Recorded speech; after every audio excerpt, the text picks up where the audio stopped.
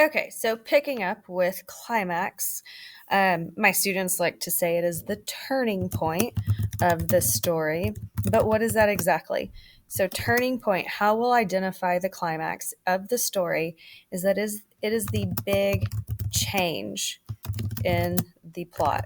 So, as the story is going along, something will change that completely changes the course of the story or changes the actions of the character, and that big change is what we identify as our turning point. A lot of times, from the turning point, we will see a character have an aha moment. And again, that is a signpost. We've covered aha moments, it's in your notebooks. So if you can't remember, go back. It is when our characters suddenly, oh my goodness, suddenly realize something they did not know before. And a lot of times that either happens right before the climax or it happens right after. And so our character is changed in that moment, and we do connect that to um, our climax. Let me see if I can get my arrow going. All right, so aha moment and climax. Now, I have taught you guys to skip falling action. It still exists, but for um, our purposes in 8th grade, we are going straight to resolution. All right, and resolution looks like the word solution. So, what is the solution to the problem? How did the protagonist resolve the conflict of the story? And so you are asking yourself, what was the problem, which you've already identified with conflict, and how did the character resolve that problem?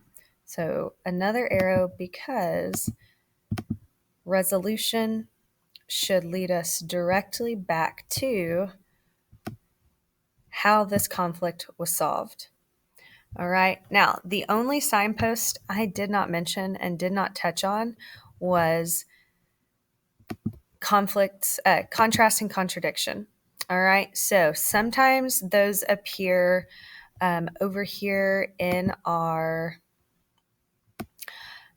rising action. We see things that our character does that we didn't expect, um, or we see things happen in the setting that was unexpected, meaning we would not have guessed that that was going to be in the story.